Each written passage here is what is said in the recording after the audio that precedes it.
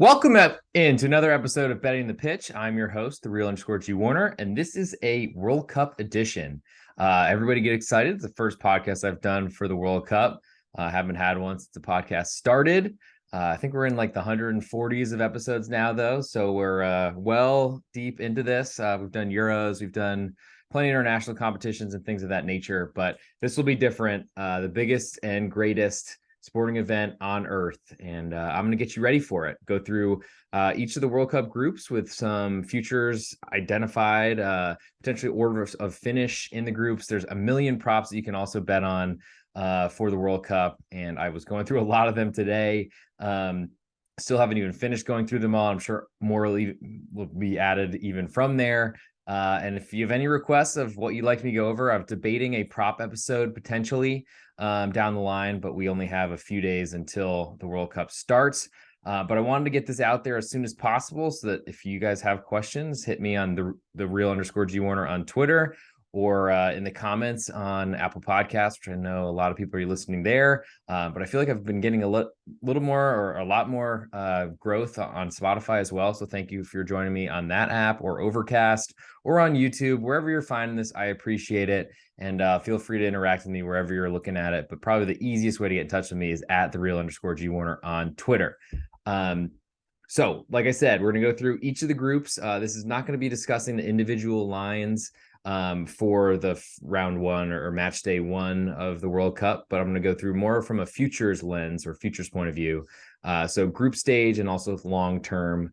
But of course, there's always a gambling aspect to it, and eventually trying to make your money turn from what it is now into greater after listening. So any feedback you got, feel free to throw it at me. But all lines quoted on this podcast are courtesy of betonline.ag, my favorite place to get my bets down early. Reduced juice is offered almost every game you want to bet right up until game time. Please follow the link found in this podcast description to fund your account and use the promo code GW50 to receive a 50% match bonus up to $1,000. So without further ado, we're going to get right into this. There might be some podcasts coming out through pregame, as you've probably been listening to those. I'll probably be doing more as well, in addition to a strictly based on match day one. And then we'll continue hopefully through the rest of the World Cup for each match day as we build our nest egg bigger and bigger and bigger. So we'll start in Group A, which has the opening match, which I believe is Ecuador and Qatar, but less interested in that first opening match and instead more interested in the group. So we have Netherlands, the Senegal, Ecuador, and Qatar. And ultimately, Netherlands are a pretty big favorite and sold at minus 225 at BetOnline. Senegal to win the group is plus 450, Ecuador plus 525, and Qatar to win Group A is 14-1. Go further, and I'll break these down a little bit further in depth, but just to get these out there for everyone to hear. Netherlands to qualify, so to move on to the knockout stages, 2 from each group will move through based on highest points and then goal differential and other tiebreakers. But Netherlands at minus 900, so 1-9 to qualify. Ecuador minus 130, Senegal minus 110, and Qatar plus 350. Don't love seeing that 3 numbers here are paying juice. And that doesn't feel right to me, but unfortunately, there's a lot of juice involved in World Cup because I know people are going to bet it and they're itching to do it. And I think you'll see that a lot of places, but certainly want to encourage line shopping. Very possible that I doubt like a team will be rated second in a group and that will then be third somewhere else on another website. But ultimately, wherever you can get it, look around, try to get the best price as always. That will only help you in the long run. But to break down these teams further, so Netherlands minus 225, pretty big favorite to win the group. They're a really front-footed, try to outscore you type team. And I expect them to be exactly the same way how they played in qualification. Generally, they're better than most of the teams they play in Europe, but I think you can see here that they're pretty substantial favorites, both to win the group and to advance. So shouldn't see any difference here. When you look at the Netherlands roster, I'm not going to go through all the World Cup squad because that's a little bit harder to do. But I have questions about their goalkeepers. I was surprised that they didn't take Mark Flecken. Derek Ray, great football journalist, was asking about that on Twitter. He was the first one that pointed that out, really. And then looking at the rest of their team, though, I mean, Virgil van Dijk back there at center back from Liverpool is going to be huge for moving forward and really trying to stabilize a team that's going to be on the front foot and probably leaving itself a little bit open at the back, which is really scary when you play the better teams in Europe. But I honestly throughout the world, and there's pretty much everyone in this tournament besides maybe Qatar, we got an automatic bid because they're the host. Everyone's good here except for Qatar probably, but lucky Netherlands, they drew in that group. But Virgil van Dijk, to speak to him, he unfortunately is getting older, coming off knee surgery from a couple seasons ago when he had a really bad injury at Everton. I have questions about him really and his age at this point. He's still a giant amongst a football pitch of not really tall people. So that's a huge thing for headers and for stabilizing a defense that might need him. I really love what Jeremy Frimpong has been doing for Bayer Leverkusen this season. He should be a terror on the wing because he is one of the fastest guys out there. De Ligt probably going to be, maybe partnered with Virgil van Dijk, unless it's Nathan Ake from Manchester City. De Ligt definitely has a lot of mistakes in him, but went for a lot of money from Juventus to Bayern Munich this summer. And then looking at the rest of the team, I mean, they've got tons of offense. Memphis Depay has played really well for the club, for the country, a little bit better than he does for the club. And he's kind of had a weird season to say the least, and not getting a ton of game time for Barcelona. But they also have Luke de Jong, who's a great scorer, especially late in games, and was like a top scorer for Barcelona last season. And I don't want to spend, I guess, too much time on the rosters, but they can score a ton of goals. And that's a scary thing if you're going to try to fade Netherlands, especially in these single one-off matches, because they're going to be a big favorite in most of these games. But a lot of times they're going to score a lot of goals. So you probably need someone that can kind of roll with them and score and essentially match scores for Netherlands, where a lot of underdogs you want to play 0-0 games, essentially. Moving now to Senegal. So they are plus 450 to win the group. So between 4.5 to 1 to win the group. I don't think that their chances are impossible. I mean, the AFCON champions were really great in the winter tournament last year. They might have a little bit of experience going from a club season to AFCON. Ultimately, they didn't. The European leagues, for example, did not take a break last year, whereas the rest of the world essentially is for this tournament. But Senegal has plenty of experience playing together. That was essentially a World Cup in Africa last year, which gave them a lot more time together. They went on a great run all the way to the final, knocked out Egypt, and then ultimately beat them in a playoff to get to the World Cup. Kind of sad that two of the best teams in Africa had to play each other for one spot, but I guess that's how the draw played out. Some injury concerns with Sadio Mane, who left a game injured either last weekend, I think it was this past weekend, or maybe in the midweek, because Germany were playing twice. Bayern Munich player. I'm not sure what to expect for him health-wise. I feel like a lot of European players specifically were very careful about injuries. James Maddison, I think, might be another one from England that we get to a little bit later. I think Sadio Mane is going to play, but if he doesn't, he's a really important person for any team. Liverpool have shown without him, kind of the fall from grace that they've had has been pretty outstanding. But Senegal without Sadio Mane is kind of in trouble. I mean, they're a good team in general. They're pretty well-rounded.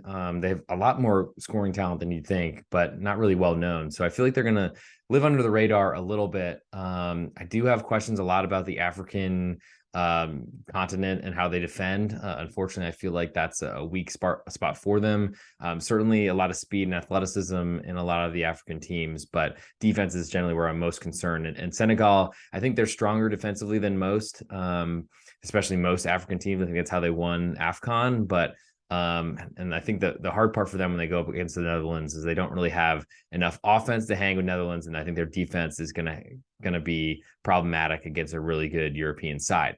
With that said, they're second most likely to qualify, minus 130. I don't know that I'm that interested in them to win the group, and I guess I probably should throw some best bets end of show, so stick around for those. No, certainly I will have some, but ultimately, from what I'm looking at with Senegal. And actually, these numbers have flipped a little bit. Ecuador minus 130 to qualify, Senegal minus 110.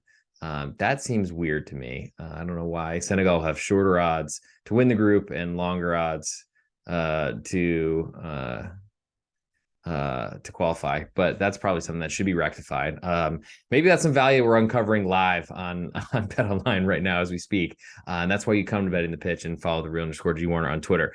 So that's weird. And that threw me off, definitely, as probably everyone could tell. But that's something I want to investigate because Ecuador, who we'll come to now, a good CONMEBOL side, which is the South American continent. They were in great position for most of qualifying. And this is by far the closest I've ever followed qualifying for the World Cup. As most of you know and follow on Twitter, you can see how often I'm tweeting. But I followed Ecuador throughout. They weren't great offensively, to say the least, but they don't really play in that way. So they're going to try to sit back and counterattack you, not as extreme as Peru, another CONMEBOL country, but Ecuador are not really out there being a flashy offense, to say the least. They're currently plus 525 to win Group A, so third out of 4 in odds to win. And they are somehow minus 130 to qualify ahead of Senegal, which I imagine that will get rectified. But when I look at Ecuador, and really what got them to this tournament is playing defensive-minded football and then springing counterattacks and scoring goals. There's a lot of goal-scoring issues across the South American continent. I don't know how that's going to I guess, rear its ugly head in the World Cup, but and maybe it's very possible that Ecuador benefited from that, but they have a lot of talent. I really like Pervis Estupiñán, who went from, I believe, Villarreal and got signed by Brighton this year. Piero Hincapié is a decent defender for Bayer Leverkusen, who's playing a lot. My biggest question, though, is really about their offense. I really like Carlos Gruezo, who's a central defensive midfielder for Augsburg. A lot of German representation here, surprisingly. But where the goals come from, it's likely Enner Valencia. They're, I think, do-it-all captain, been around for a long time. He plays in Turkey for Fenerbahce. And then Gonzalo Plata, who's a really good winger, who plays for Real Valladolid. But besides that, where are they coming from? And that's my biggest question, especially when they're favored over Senegal right now, based on current numbers, to advance and to the knockout stages. So that seems a little bit weird to me, I gotta say, and I feel like that's a mistake, which might get fixed while we're live on this, but that's certainly something I'm interested. And last but not least, I'll come to Qatar. They are in this tournament and didn't have to qualify because they paid off FIFA to host it there. I don't think that's going too far out to say anything like that. When looking at their players, everyone is playing locally in Qatar, which might be a financial thing. But ultimately, I think speaks to the quality of the league. I was pretty impressed with Qatar, honestly, when they played in the Copa America, I want to say, in South America or in whatever Gold Cup they played in the US over the consecutive summers. But they're 14-1 to win the group and plus 350. So I guess like 27% to qualify according to those numbers with juice baked into it, unfortunately. So there's not a lot of respect from the marketplace on Qatar. Maybe the crowd's going to be nuts. I just don't know exactly what that's going to look like. Certainly could be a big home field advantage potentially when a lot of countries, nations are, especially in Europe, are boycotting going to Qatar for this tournament. Based on human rights violations and things of that nature. So I'm not really sure what that's going to look like. We'll see in the opener. But I can't say I'm very interested in Qatar moving through. So I guess I'll summarize my group betting for Group A in the World Cup in Qatar 2022.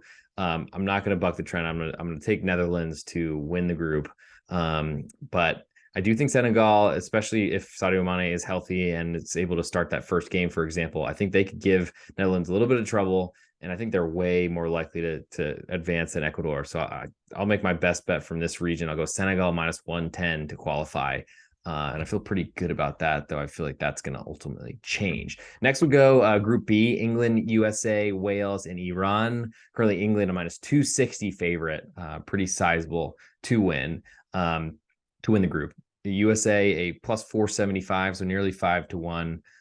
Giving you about 18% or so to win.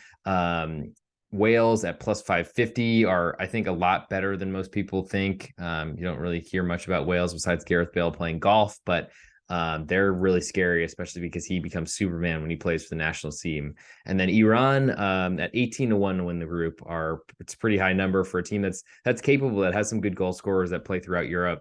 Certainly some questions about their society and things of that nature, especially with recent comments by one of their players speaking out about the Islamic Republic government. But I think he made the squad. We'll go through that in a second. But to qualify, England minus 1,500. So 1 to 15, pretty safe. The odds, the market's saying. But I will alert everyone that UK teams get overbet in all of these things, everything soccer related. So England probably shouldn't be that high, but USA are next to qualify at minus 105. So right about even money. Wales at plus 115, UK team, but Wales, I think, are generally looked on a little bit negatively by most of the UK. So we'll see how that ends up working its way out. And then Iran at plus 375 to qualify. So those are the breakdowns, I guess. And I think once I finish the groups, I'll go through a kind of a macro overall idea on kind of what I'm expecting the groups and moving throughs and all how that's going to look. But England, they're a team that can score goals. They have a lot of talent, of course. They get a lot of respect in the marketplace and also from the media. I have questions about their strategy and their manager, Gareth Southgate. He doesn't really take advantage of how much better his team is than the other, and really likes to play kind of in a Jose Mourinho style, where he likes to take leads and really try to be as conservative as possible. The match with Scotland, I think this in the Euros really speaks to him not really taking too much of a risk, and really he's most interested in qualifying and not doing it in a pretty spectacular fashion, which I think limits or doesn't use the talent that he has in his roster. And clearly with this 1 to 15 odds for England to qualify, there's clearly a big difference between England and the rest of the countries in their group. But I don't know that he's really going to take advantage of that. Southgate, that is. Harry Maguire being the captain of like England, Manchester United has been weird because he hasn't been playing because he's been so poor for a couple of years now. But then you have really hot players come in like Kieran Trippier, who's been great, and then plenty of other players as well. I don't know if there are any big time players that missed out necessarily from England, but I do see James Maddison on this list despite getting injured this weekend. Hopefully he is available. Though I'll admit I want England to lose every time they play. So I don't know. I'm not rooting for injury on anybody, but I just want England to really suffer. Harry Kane is probably the biggest name on this list. He's going to be the most likely talisman for England, the penalty taker, and it probably will, however much success he has in this tournament will depend and will dictate how far England will go. But that's probably all I could say. I mean, England have the bodies, the talent to be aggressive and be on the front foot. I just don't think they have a manager that does that. And that's kind of a problem because they really need that sort of thing to happen. Next, we'll move to the USA.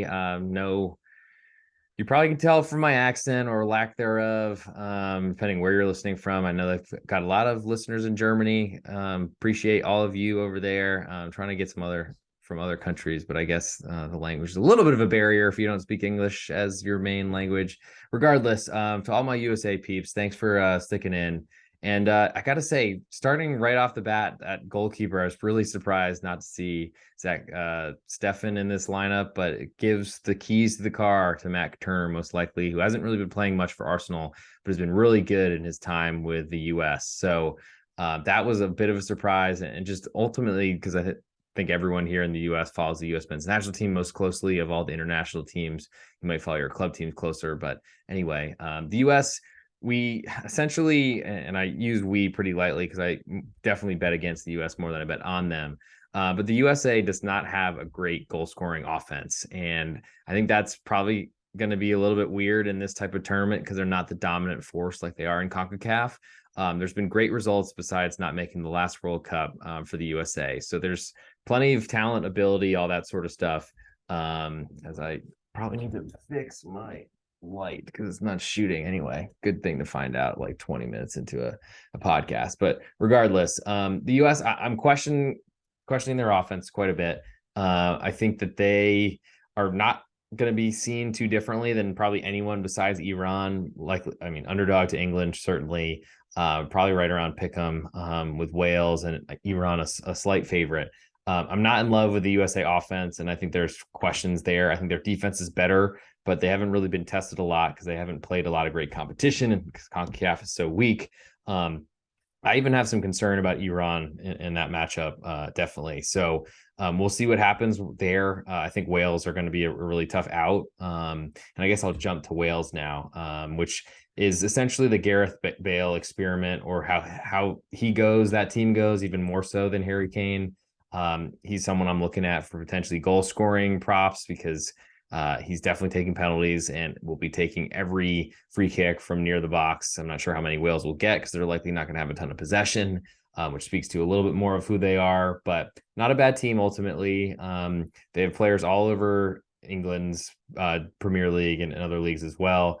I don't know that necessarily they're a scary team for a team like England to play, besides the rivalry and how close they are together and how well they possibly know each other. But I do think that Wales and Gareth Bale are something that you really have to take into consideration.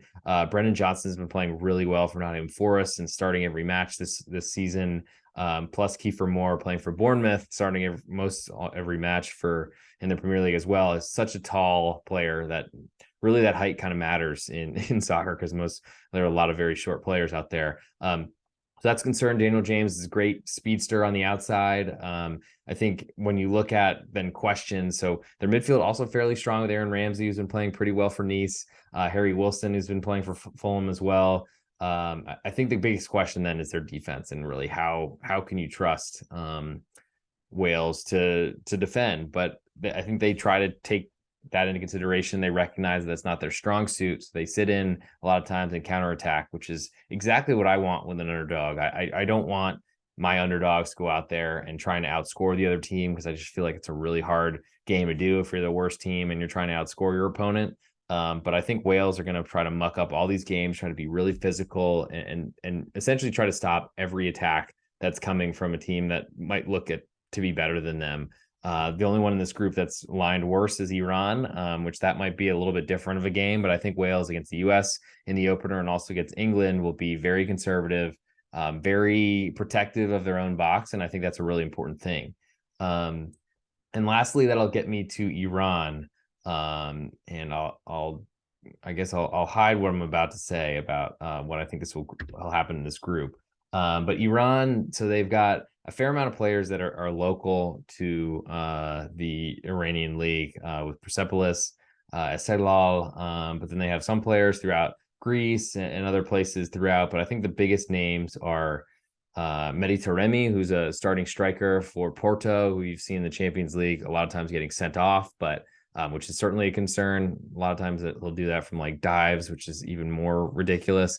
But Sardar Azmoun did make the squad despite talking out and kind of defending women. So he's like definitely the heartthrob of everyone throughout the world that wants freedom and equality. Happy to see him in the lineup. He hasn't played a lot for Leverkusen this season, though. And I think that's something that you'll probably see with a lot of these Iranian players, is that Alireza Jahanbakhsh, easy for me to say. I don't know if I've ever said that on camera before, but there we went. He's, I think, played a lot for Feyenoord after kind of coming down from the Premier League and leaving England for Holland. But Taremi plays every match and is in the Champions League, and is a really, really important piece to them. I think the biggest question is Iran, are Iran able to score enough goals to cover up a defense that has pretty much everyone playing in lower leagues? And that's the biggest question. I'm not sure that I can answer that just yet. Unfortunately, starting with England will be a really tough test, and I think will be a good way for them to kind of figure out what their level is. The problem is, once we learn that, it'll either be not good, and then we got to figure out what they're doing in their next match, I think against Wales, or we'll have missed an opportunity because they played really well against England. I'm probably dimmer on that view that it'll go well against England, though I do think this theme for this tournament is a lot of teams that struggle offensively. But that's my biggest question for Iran is can they score enough goals to, I guess, cover up for a defense that might be fairly poor this year or this tournament. And I'm not necessarily sure that I believe that. So when I look at the odds to win the group, I'll pick England because they're going to be huge favorites every match. And I think I respect that. But ultimately, I think Wales give the USA a lot of trouble. And that opening match will probably go the way to decide that one. I think the US will be more likely to win against Iran, so I'll pick them to qualify. But I think if I as a betting man, I'm very interested in Wales plus 115 to qualify. I love getting odds, even slight odds, because I feel like that is a really nice side to be. And I really like Wales when they play the US. And that matchup likely determines who gets through this group to the knockout stages. Now we'll move to Group C, where Argentina, I think, have taken the most money of any nation, at least since I've been tracking the prices. They've crashed down because they're awesome. They won the Copa America finally, and Lionel Messi is pretty healthy because he doesn't have to try that hard at PSG. I mean, he does, but they're so much better than everyone. That's a really big advantage. Argentina at minus 225 favorite, Mexico plus 425, Poland plus 450, Saudi Arabia plus 2,800, so 28 to 1 to win Group C. Now to advance, Argentina minus $1,250 US, will win 100. That's a pretty substantial favorite. Poland a minus 125 favorite, Mexico minus 115. Geez, the juice is ridiculous. But anyway, that's what we're dealing with, I guess. And then Saudi Arabia 5.5 to 1 to advance. I'm going to start with Argentina. So my biggest question for them is their defense. They've got a lot of experience there with Nicolas Otamendi, formerly of Manchester City, now with Benfica. German Pizzello has been playing a ton for Real Betis as well. And I got to say, I'm wondering if Geronimo Rulli from Villarreal might potentially take a position from Emiliano Martinez. I think he'll probably stay in goal, even though he's had a little bit, looked like to me was concussed recently and has been a little bit shaky since then. But there's so much talent in Argentina. They're a team that's going to be on the front foot trying to outscore everyone, whether they're playing Brazil or England or anything. They'd be doing that. The nice part for them is they drew a pretty nice group. A Mexico team that doesn't seem to be as strong as they used to be. Poland, who are just Lewandowski, and that's about it. And Saudi Arabia might be the worst team in this competition. So that's pretty great if you're looking for someone to back, and maybe that's partly why Argentina have been taking so much money. But they're so great. They also have the best player in the world, and that's really important, especially because Messi has held up a lot more than Cristiano Ronaldo at this point. When I moved to Mexico, my biggest question for them, and I think it's a question everyone has, is Tata as a manager, is he good enough? That's a big question. But Mexico in general, they just haven't been able to score goals in CONCACAF against really bad teams. And so how are they going to do that here against Poland, Argentina? They might be able to against Saudi Arabia, but Mexico has really great history of being a really great team in this competition. They always advance, it seems. I think they go back for like a pretty long streak. But this is a little bit tougher of a group. They're in there with Poland. That's not going to be easy. And then Saudi Arabia, I think, everyone's picking to finish last. But when I look at the offensive team for Mexico, the biggest names really aren't firing. I mean, Irving Lozano doesn't play that much for Napoli. Raul Jimenez is, I mean, ever since he cracked his skull, that's been tough, and he plays on the team that's worse in the Premier League and hasn't been playing a ton either. Certainly you can look at their midfield, which might be a little bit stronger, and their defense is fairly talented, but a lot of their players are unfortunately in Mexico, which is a lower league compared to Europe. And I feel like that leagues and its kind of fall from grace has definitely impacted how Mexico looks. So at plus 425 to leapfrog Argentina to win the group, I don't really see happening, I will admit. And that minus 115 to advance or to qualify, which is, again, somehow this is happening. Maybe there's a flaw in BetOnline at the moment, which is certainly to the gambler's advantage, but Mexico are well, I guess so they're second most likely to win the group, and therefore but Poland's odds to advance to qualify are higher. That doesn't make any sense. This keeps happening. So someone I hope is betting this, because that doesn't make sense. I'll get to Poland now. Poland minus 125 to advance, where Mexico are only minus 115. That just is backwards, but regardless.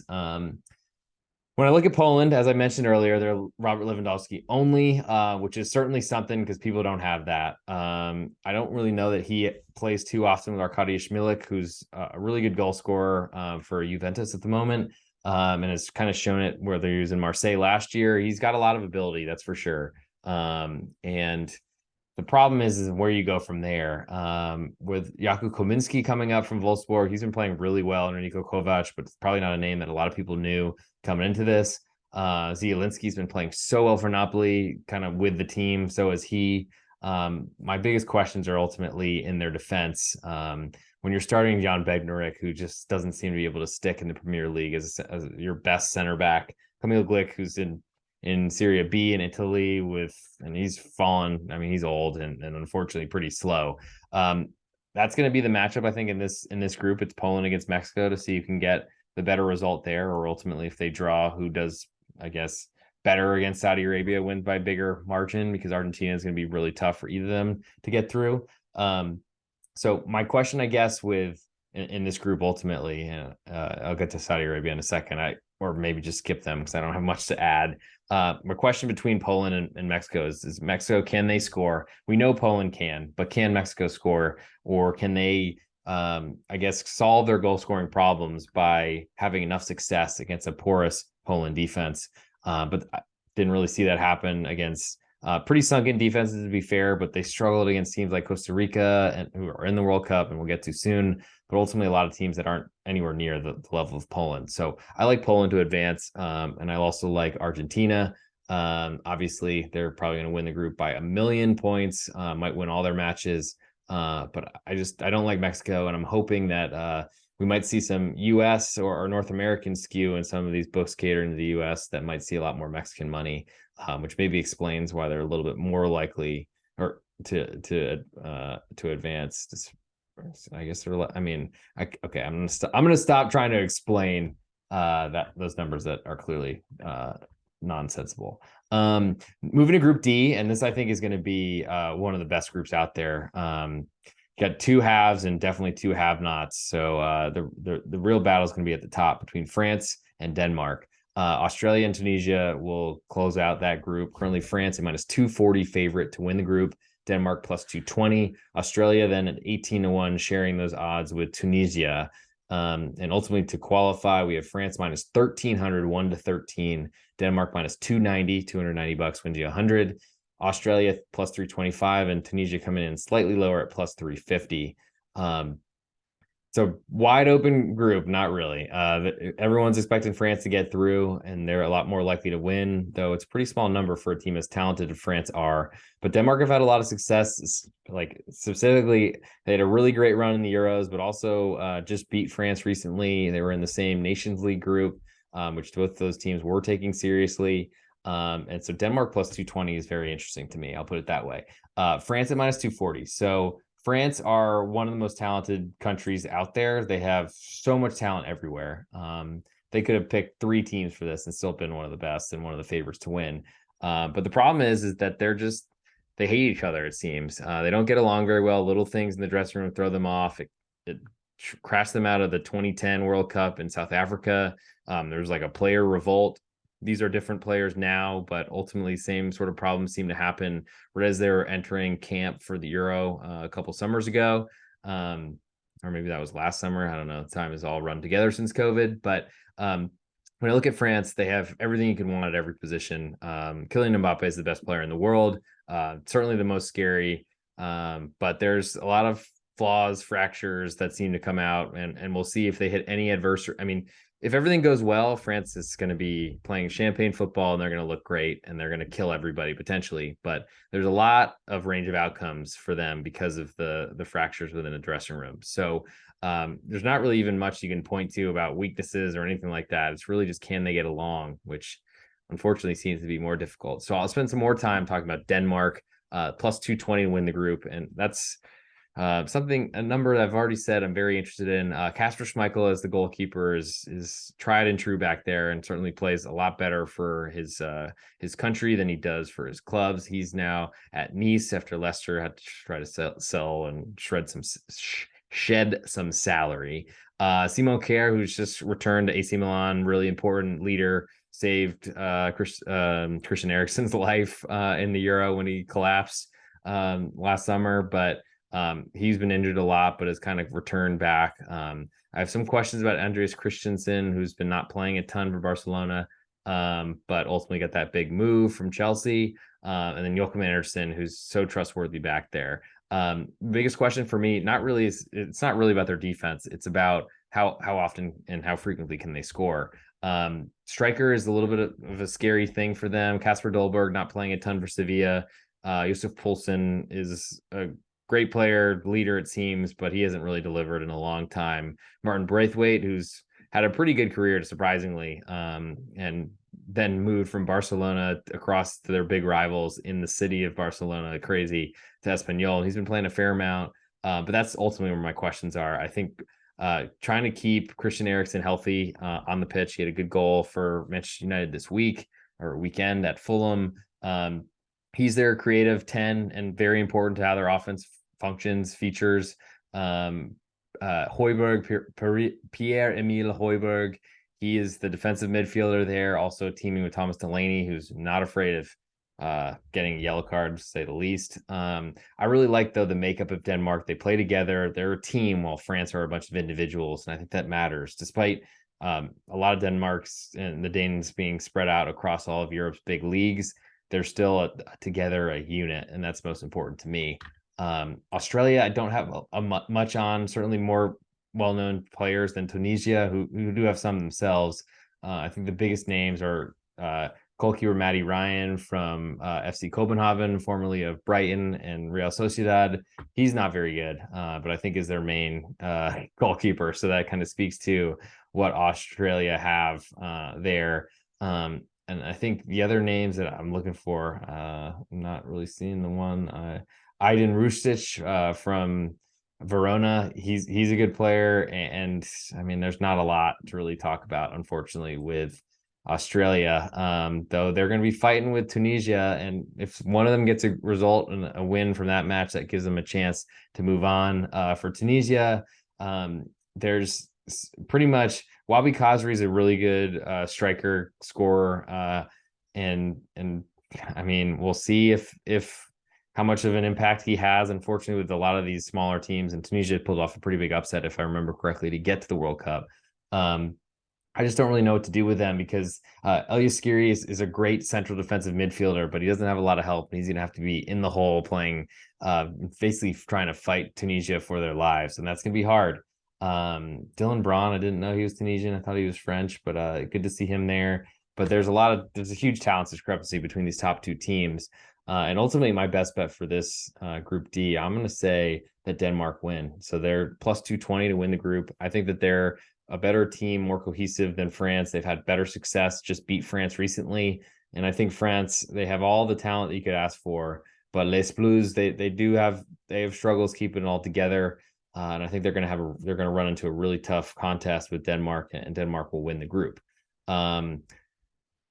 That brings us to Group E, which is the group of death, I think they're calling it. Though there's generally the group of death has 3 good teams. This one only has 2 necessarily, though I think Japan are a little bit stronger. But Spain and Germany, again, find themselves in the same group. It seems like that happens a lot. Japan and Costa Rica are the other 2 unlucky souls or nations that got drawn here. Odds to win Group E, Spain minus 115, Germany plus 110. So that's the closest you'll see of any of these groups. Japan 14-1, Costa Rica 50-1. And Spain did beat Germany 6-0 in the Nations League a couple of winters ago. That's not been forgotten, but certainly Spain will try to outdo that result. I don't think they will. Pretty safe to say. In terms of qualifying numbers, Spain 1-9, Germany 1-9, Japan 3.5-1, and Costa Rica 9-1. Long gap between the favorites, the haves, and the have-nots here as well. And so I guess the biggest thing is to try to think about who's going to win this group. It seems like Spain and Germany are most likely to go along, but I'll speak about Japan a little bit, because I do like Japan and their attitude a lot. Spain at minus 115, and the first I'll go through, was very surprised at the goalkeeper situation. I expected Unai Simon to be the starter. He has been for a while for Luis Enrique, playing from Athletic Club Bilbao. But not seeing David De Gea on the roster just seemed like I'm still baffled by it. Robert Sanchez in the same Premier League, not any better than De Gea, who's been playing really well for about a season. David Raya for Brentford, also not great. Good, but not great. And I feel like there's something behind the scenes there to explain why that happened. But my big questions for both of these teams, really, Spain and for Germany, are scoring goals. Spain, they have a lot of ability in the midfield. They have a lot of strong players to possess the ball, but it doesn't lead to a lot of, like, the sharp end of the stick is pretty dull. Their highest goal scorer favored in the props is Alvaro Morata. I imagine he's on penalties, but he's definitely had trouble finishing over his career. Certainly, he's been at all the biggest clubs possible and has been pretty clinical at some times. But if he's having an off day, it can be really bad. And besides him, they don't really have a recognized striker. That's, I think, been a problem for Spain for a while.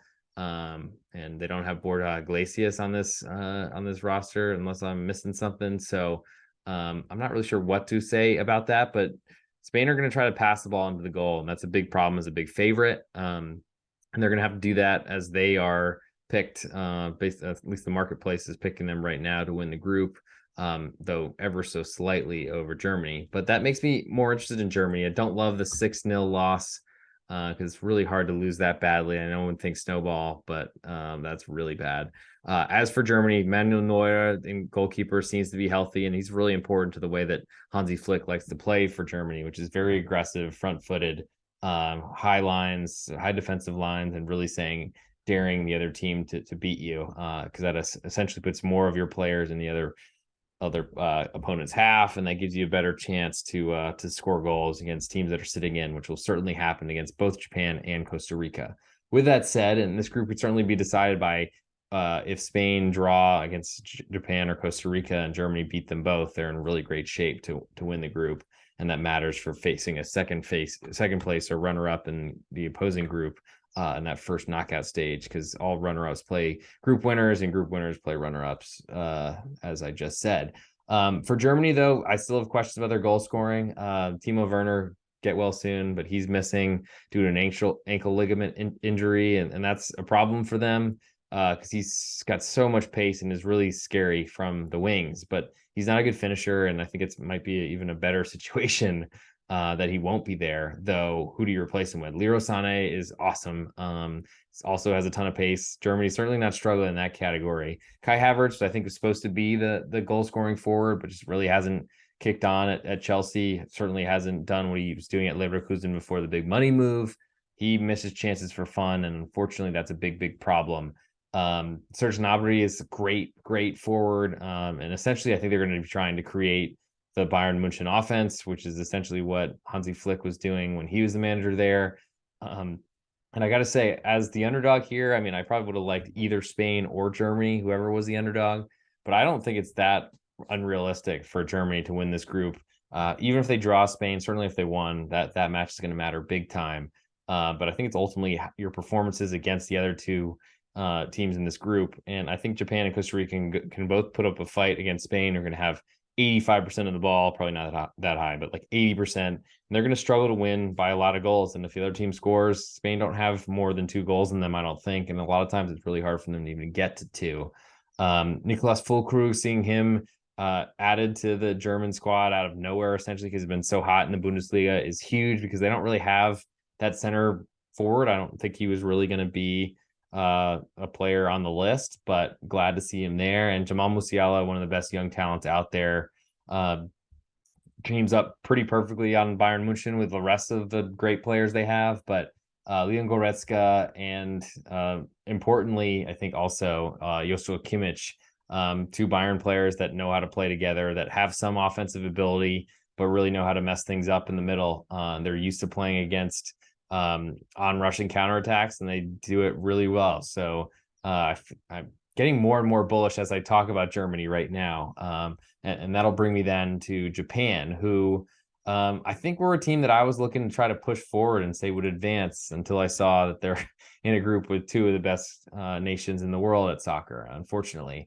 Japan's goal scoring offense is never really going to do it for you, but they've shown a defensive mettle that not a lot of people have. I don't know if that's embedded in Asian and Japanese culture, but they are incredible at and really stubborn about trying to let you try to pierce them and get in between their lines and score goals.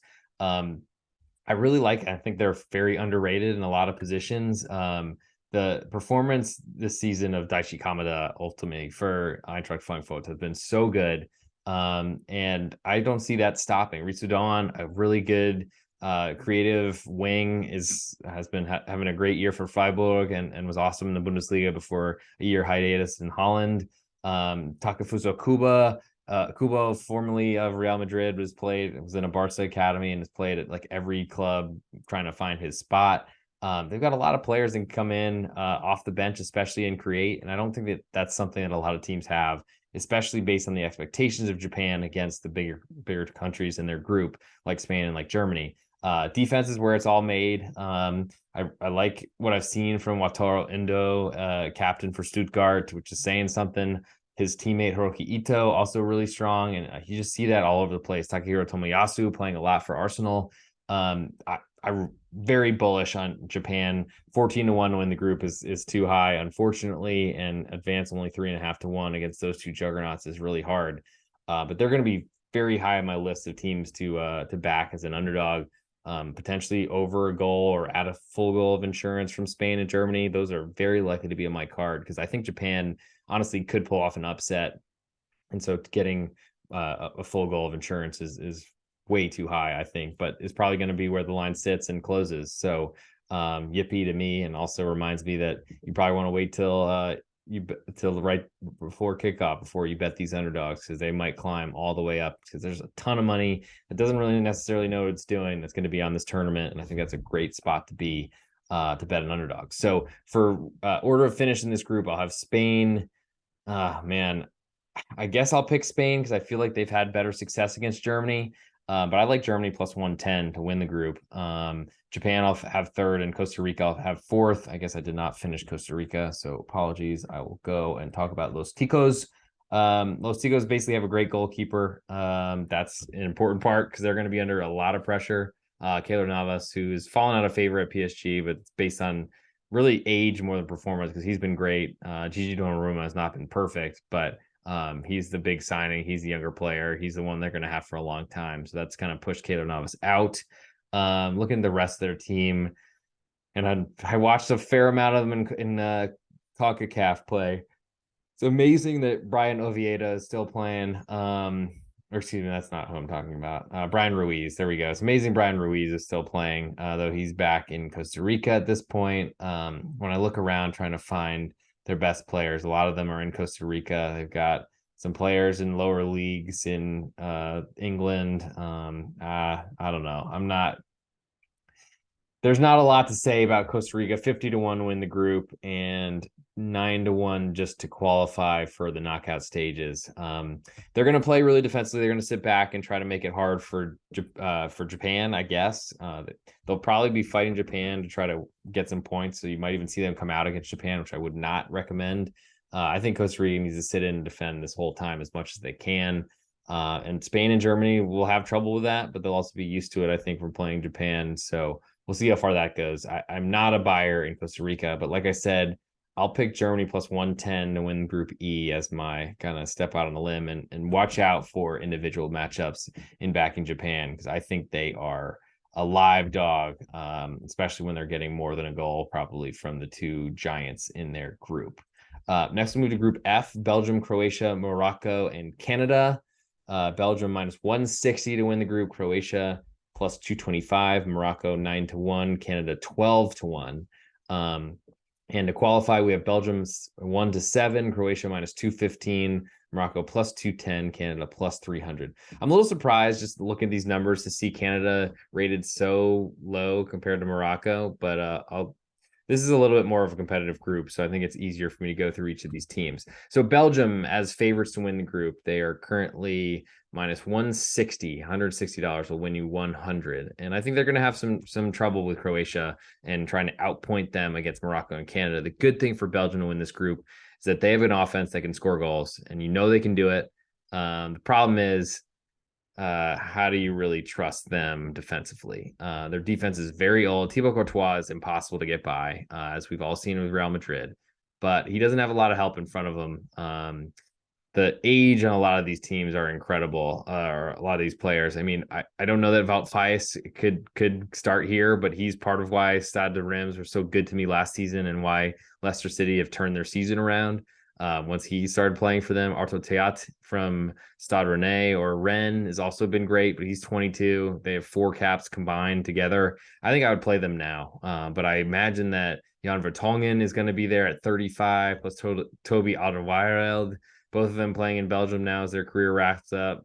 Um, those are some old guys that are going to be in tough position, unfortunately, because soccer is a young man's game, and pace just burns and dies with you as each brain cell dies, I guess, as you age. Not to be too morbid, but the nice part about Belgium is that they can make up for their defensive frailties by teams having to be defensive against them because they're worried about their attack, and by outscoring their opponents.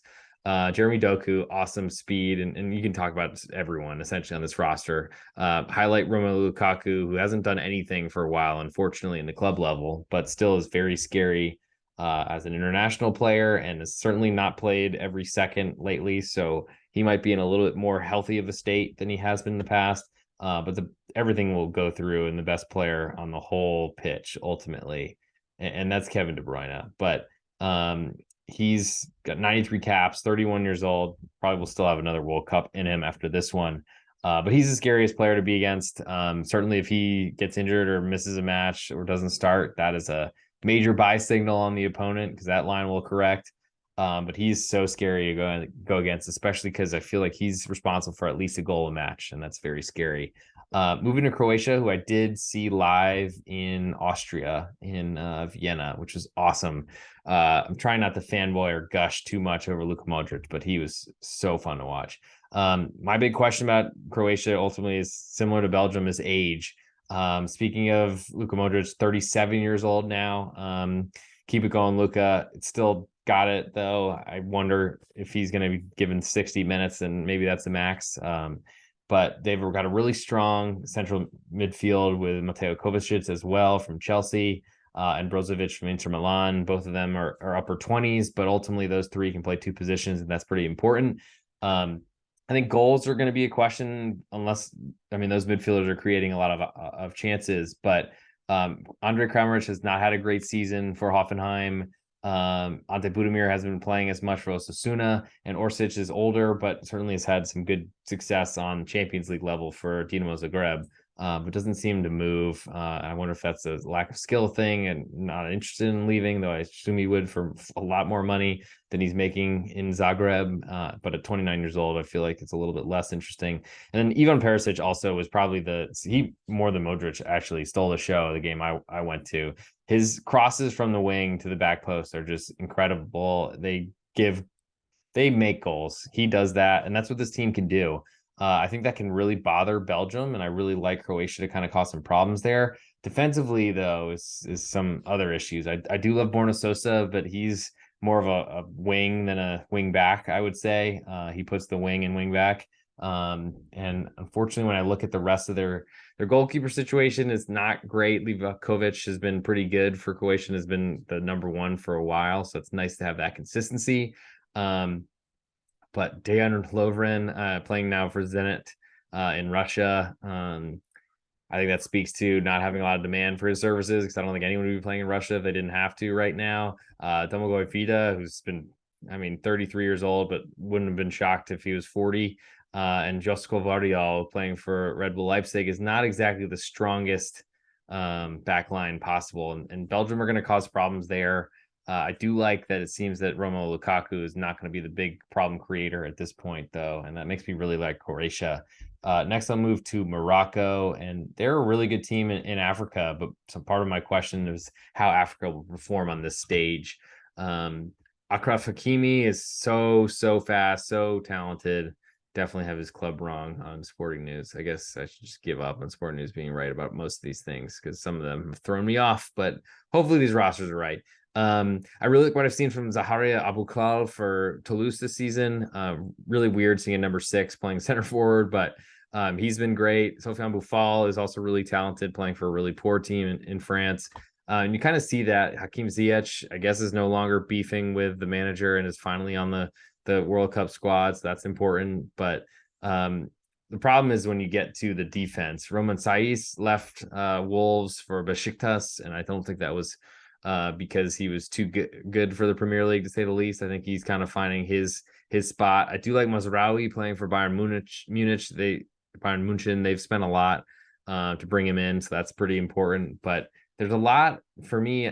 Yassine Bono has not had a great season for Sevilla, the Canadian Montreal born, I believe, Moroccan. My question is in their defense. Naif Aguerd has not really played much for West Ham this year after coming over from Rennes after, I think, a big injury. He did come back. Yawad El Yamik has been playing a little bit for Valladolid, but these are not like high level defenders. And I think that's what's really going to keep Morocco in this potentially third place position. They've got a lot of talent though, and I was kind of hoping they'd be in a little bit easier group, but ultimately there are no easy groups in the World Cup. Canada, which are, like I said earlier, going through this. I mean, speaking of all the talent in Morocco, it kind of answers my earlier question. But Canada, they play really pragmatic football. They won the CONCACAF by being intelligent, which is saying something why they didn't have any sort of success before. Also, a bit of a concern, they haven't played in the World Cup, so who knows what they're going to actually deliver. But I've got some questions about their goalkeeper, Milan Borjan. Watched him making really bad mistakes for Red Star Belgrade, Crvena Zvezda in the Europa League. They don't really have another. Their other two goalkeepers have 2 caps combined, and one of them has 0. So he's starting. So we'll see what happens there. Really love Jonathan David and Alphonso Davies. Hopefully Davies is healthy because he looked like he picked up an injury for Bayern late, like in the last game before the international break. Jonathan David has been really hot in Liga, scoring a ton of goals for Lille. But I do wonder at this level if CONCACAF was just really down, and that's why Canada won, which I think speaks to a little bit more to Mexico and the U.S. as well, not being able to win that. But Tajon Buchanan, also a huge speed merchant on the outside. There's a lot of pace in this Canada team, and I think that's part of why I like them, is that they're able to sit back and defend and try to cover up their goalkeeper and a lot of other deficiencies by having these super fast wingers. The problem is Davies and Buchanan both want to play on the left wing, so I'm not sure if they'll play both of them together or how that will really work. But there's a little bit more in this, I think, Canadian team than what meets the eye, because there's a lot of players that you wouldn't necessarily know. Steven Eusebio has played pretty well for Porto. What I've seen of him, I think it's just ultimately trying to cover up that defense, and that's my biggest concern. I do think that they have a little bit better of a chance to get out of the basement, though I do worry a lot about Canada's first time in the World Cup and maybe my lifetime, and wondering how that's going to impact things. But I feel like they're a little bit closer to Morocco than the lines are currently saying. So I think there's worth throwing some money at Croatia to win this group. That is going to give you $225 for your 100. So I think it's a better percent chance than that for them to win the group. Don't want to do math on the top of my head, but I certainly think it's more than 30% that they win.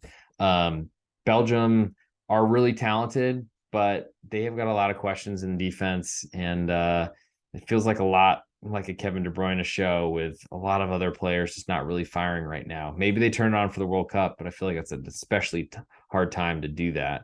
Last 2 groups we'll get through as we're already almost at an hour, so hopefully this is going well for everybody, and you'll have tons of questions. Throw them at me, the _G Warner on Twitter. Thanks, and you probably have to listen to this in installments, but here we go. Brazil minus 300 to win Group G, Switzerland plus 550, Serbia plus 600, so 6-1, and Cameroon 18-1. Shows you the gap between Brazil and the rest of the group. Brazil 1-11 to qualify, Switzerland minus 105, Serbia plus 105, and Cameroon plus 350.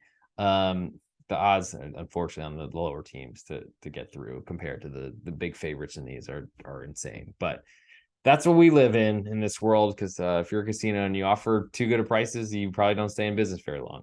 But I'll start with Brazil. I think they're the best team in this tournament. And I think that they can basically decide how far they want to go. Jogo Bonito, they're going to play their brand of football. They're going to attack everybody, and they have everyone that you could want. Their defense is great. Their offense is great. I think Neymar is a good person to pick to potentially win the Golden Boot, because he's going to be taking all the penalties, I would suspect. And they just have so much depth. They can handle injuries, which a lot of teams here cannot. And I probably should stop gushing over Brazil, because everyone knows they're good favorites to win this tournament, I think, by a long shot. Switzerland that comes next. Jan Sommer is in the side for Switzerland, which is saying something, because he got injured in a cup game for Borussia Mönchengladbach, and then has been nowhere near playing ever since. I'm wondering, I don't think he'll start I wonder if he's just on this list in case they race time and get a little bit further in the tournament. He comes in eventually. Gregor Kobel, I think, will likely be in there, or Jonas Omlin. Kobel from Borussia Dortmund definitely has a lot of mistakes in him. I think he's a solid keeper, but sometimes that Borussia Dortmund defense it's kind of a symptom that maybe isn't always his fault, but he's certainly had some mistakes. Jonas Omlin, I feel like has been pretty good for Montpellier, but he gives up a lot of goals, partly because of the club he plays for. So both of these goalkeepers are kind of limited by who pays and signs their checks. But that's a concern because Jan Sommer has been 76 caps. He's been the guy that's been there for so long. And that worries me a little bit. Looking at them defensively, I mean, Switzerland played pretty well and have been very solid in European qualifying and competitions and all of those sort of things. Fabian Schär has been playing so well for Newcastle. Had a couple injury pull-ups this weekend, but seems to be all right.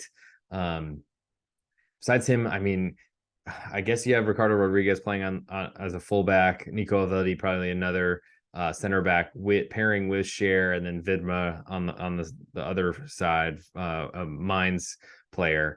Granit Xhaka is more of an offensive player for the Swiss team as opposed to more of a defensive midfielder, breaking up stuff for Arsenal.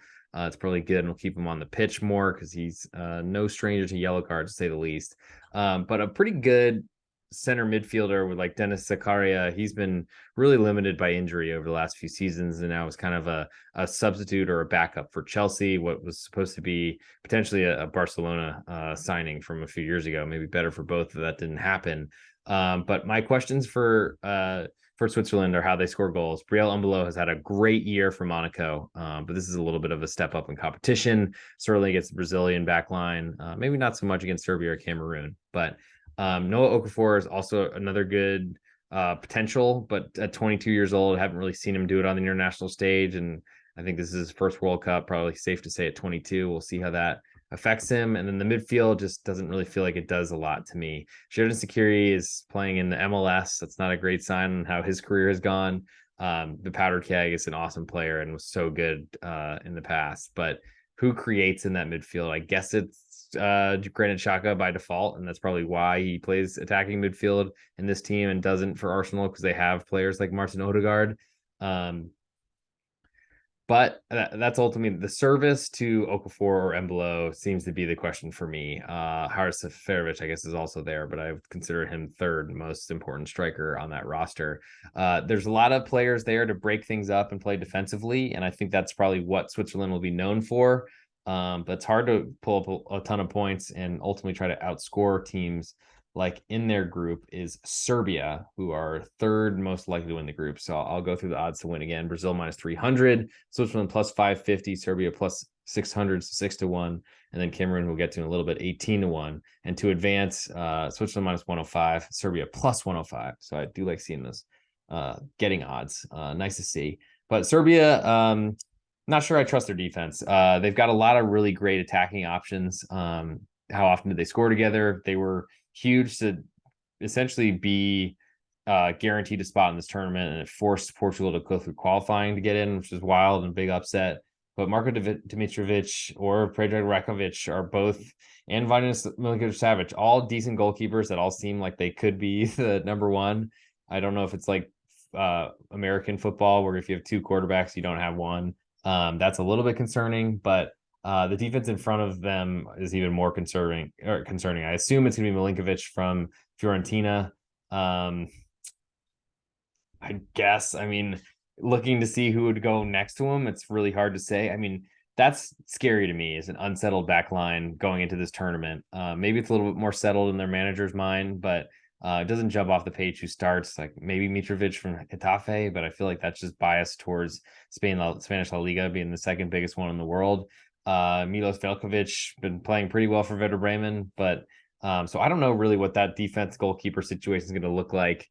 You want continuity there. I'm not sure Serbia really has that at this point, but the goal scoring is where it's really awesome. I mean, Dusan Tadic can score a ton.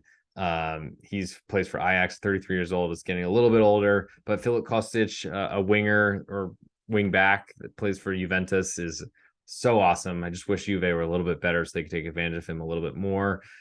His teammate also, Dusan Vlahovic, looks like he's healthy for this matchup, as well as Alexander Mitrovic. They basically all just skipped their last couple of matches of the club season, so they're ready for the World Cup, which I respect. Luka Jovic as well, not really firing that much at the moment, but there's no lack of and playmakers like Sergei Milinkovic-Savic. I mean, there's so much in this team offensively, and that's kind of where they're going to lean. And I think that's ultimately where you look at the difference between Switzerland and Serbia. Is Serbia is not really sure what they're doing defensively, and Switzerland are not sure what they're doing offensively. I always lean to the defense in that battle, I'll admit, and maybe that's why Switzerland are minus 105 to Serbia plus 105.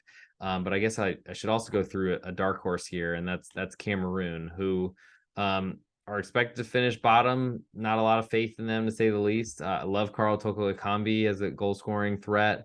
Also, how can you did I mess? Yeah, okay, got that. And then Eric Maxim Choupo-Moting, I mean, the hottest striker in all of football right now, scores every goal for every game. He gets one at least for Bayern Munchen. I mean, it's not saying much when they win 6-1 all the time, but those are two guys that are certainly in form. You don't have to worry about where the goals are going to come from for that team. What I'm most worried about is, as I said earlier, about African teams defending. I feel like it's not been very good. Onana, as their goalkeeper, is certainly capable. Stolen the job from Inter Milan, surprisingly to me, over Handanovic. I don't think that was injury related. I think he just took it. Also at 26, that was their guy of the future, so it makes a little bit of sense. Christopher Wu has been playing pretty well for Rennes for a while, but ultimately a lot of these names in defense I don't know very well. Castelletto is I think more of a center defensive midfielder than center back, but certainly might be playing that for his national team. He plays for Nantes, who's kind of had an up and down year to say the least. In midfield, I mean, Anguissa, if you've seen from Napoli, has been awesome. I respect them quite a bit. So, I mean, there's some talent on this team, and they're not really anywhere. I mean, the lines aren't even respecting them anywhere near what Serbia and Switzerland are. So, if you're a value player, certainly I think Cameroon are closer to those two to advance than the number suggests. And certainly that's something I might need to investigate a little bit further. I just feel like all the teams here are playing for second place. I'm going to go Brazil first, and I think I'll just follow the chalk ultimately. I'll go Switzerland second because I trust their defense. Serbia third. They got the offense, but I don't know that's going to be enough in some of these tight games in the World Cup. And then ultimately Cameroon last. Though I just spoke so highly about them. And last we'll go through Group H. Then I'll go through and just give you a pick for the World Cup champion. I'll give you two. One is what I think is going to happen, and one that I think is worth taking a shot at. And those, I guess, will be my best bets technically. But Group H, we got Portugal minus 150 to win the group. Uruguay plus 190, which is, I think, should be a bigger gap to win it, but I think that's probably a commentary on Portugal. South Korea at 11-1 and Ghana 12-1. To qualify, Portugal, it's 1-7, so minus 700. Uruguay minus 240, South Korea plus 230, Ghana plus 290. And I'll start with Portugal. So they are not really Cristiano Ronaldo's team anymore. I think internationally, he's more important clearly than Manchester United when he's not even in the team. And ultimately, all these players grew up worshiping him, so they kind of go as he goes. 191 caps, incredible number compared to the rest. But then again, Pepe with 128 center back still made this roster. Portugal they have a manager who wants to play really conservatively. He's not going to take a ton of chances. They do have a lot of talent though that can get them through some tough gauntlets. And I think by playing defensively, they're going to be a much tougher out in the knockouts. Unfortunately, you got to get there and you got to win that group. So you make sure you can avoid Brazil in the round of 16. I think they will do that.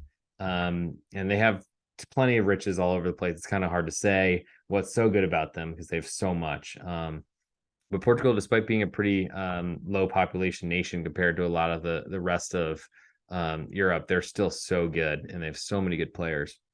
I think it's more worth it though to spend time on Uruguay, who are a team in transition. They replaced their manager, longstanding Santos, I believe, and then unfortunately for them, there's I guess a changing of the guard with Luis Suarez now playing in his native Uruguay. Edinson Cavani, who played for Valencia, signed mid-season essentially. Both of those guys at 35 years old with over 130 caps each, 133 from Cavani, 134 from Suarez. Both are really talented goal scorers, but I don't know how much we can rely on them to stay healthy, to play match every 3 days. I feel like they used to play together. They might be substitutes rotating in for each other. Luis Suarez has been awesome in the past. Also likes to bite people, unfortunately, but that's, I guess, something we got to deal with. Darwin Nunez, that's who the torch is getting passed to. I feel like he's going to be, I mean, part of why Liverpool probably spent so much money on him is they didn't want him to shine in this tournament and have his price tag go up even higher. But they've got a lot of goal scoring talent, and that's certainly something that's going to be very, very important in this tournament. But Uruguay, it's a nation of not many people, so I think a few million. Croatia's size, I think, and that's a problem because it limits kind of what you have in other positions. So their attack is pretty well covered, but Fernando Muslera on 133 caps as well at 36. I mean, he's not getting any younger, but it's been solid and is probably trustworthy on this level because he's been there before. When you look at defense, you got Diego Godin at 36 years old on 159 caps. I mean, this team is ancient. Cáceres playing for LA Galaxy after basically being dropped and picked up by every Serie A team in Italy last season. He's still around at 115. I think when you look at for the best defender, it's probably Jose Maria Jimenez at this point from Atletico Madrid. I just don't know how to compare. I mean, Sebastian Costa has been playing a lot for Sporting in the Champions League as well, but man, there's just a lot of questions I have. Ronald Araujo does not seem to be healthy. Has not been playing for Barcelona. I think if he was healthy, the 23-year-old would be in there. But that's a big question for me, is what this defense is going to look like if they're going to go with the old bodies. Maybe they play Jose Maria Jimenez with one of the old bodies and then rotate the old body as that goes. That's going to be tough trying to hang with South Korea, the pace of Heung-min Son, and also Ghana, who have a lot of pace with Iñaki Williams in the team. So I'm wondering what happens there. But Uruguay certainly have a very good and a good tip of the spear and a lot of bodies up there that can handle some injuries. The rest of the team, though, creating in midfield, I think is a question for me. Pellistri, I'm not sure has done enough for me. Rodrigo Bentancur is not really a creator. I don't really know what he is, but I don't think it's a defender. It's not really a creator in the central midfield. Federico Valverde is a great outside the box shooter, but I don't really see him creating either. So the sharp top end of the spear, then a kind of a gap in the middle, old defense, trustworthy but old, and then an old goalkeeper. I just feel like this is maybe one of the last good runs for Uruguay, because I feel like the run of strikers are going to be gone, but then ultimately you have Darwin Nunez around as well, so he's going to hopefully carry them for a while. I don't know. It's tough because I think Uruguay are still rated like the team that has Luis Suarez and Edinson Cavani that are still crushing it. I don't know that necessarily are that team anymore. Now I moved to South Korea. So they are, I guess I'll go through odds to qualify. So Uruguay are minus 240 to qualify, Portugal 1-7, but South Korea are plus 230. And I really like South Korea. I feel like I'm very bullish on the Asian teams this year, Japan specifically, and also South Korea. South Korea don't have a lot of players that you'll know. I'll put it that way. But they do have, I mean, Min Jae Kim, who's playing for Napoli, has been so awesome as part of why they've been so good this year. He came over, I believe, from Fenerbahce. Great signing, though Napoli did a ton of those. Very happy to see Heung-min Son's name on this list. I'm not sure what his status is after his facial surgery, but I imagine he'll be in a mask and will be out there as soon as possible. Kang-in Lee, who's been setting up goals for Mallorca in La Liga, it's been really good. I also like Jae Sung Lee for Mainz, kind of in a goal scoring role, trying to beat things up in the middle of the park. Not really a sexy name, but one that you see a lot. Woo Young-jun playing a lot for Sports Club Freiburg in Germany as well. And there's just a lot of players on this roster that I think are decent. Weizhou Huang, who was at Bordeaux once they went down, moved to Olympiacos in Greece. Not exactly the most strong of talent there, but and last one Han Huang from Wolves. If he was on a better club, maybe he'd be having a little better success. Anyway, there's a lot of names here that are playing in decent spots across Europe. Even Shang Hoon Kwan, who came from Freiburg and just went back to Korea. I think they have a lot more talent than you'd expect, and they're in a group where I think Portugal are not the strongest of one seeds, as you'd call them potentially. I don't even know if they really qualified there. FIFA rankings are bizarre to me, but they had to like limp their way in through a playoff, so they shouldn't be the one, but they look like it. Uruguay certainly weren't great firing in CONMEBOL at all. And South Korea, I mean, Heung-min Son is the scariest person running at you maybe in the world. So always give South Korea a chance for that. And I think that they are going to be very, very disciplined, similar to Japan, and are going to make it really hard to score against them. They're going to play a counter-attacking style, and I think that works in the World Cup. And I feel like that could really take advantage of some of the old legs of Uruguay and also Portugal if Pepe's in there. And I think Portugal just don't seem like a team that blow teams out. So this might be a little bit more in the balance. Last I'll go through is Ghana before giving you a pick for this group.